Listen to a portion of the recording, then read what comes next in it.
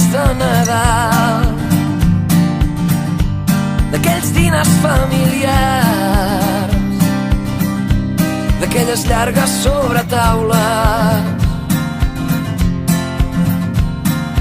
Parla dels poemes i cançons que destrossàvem sense por,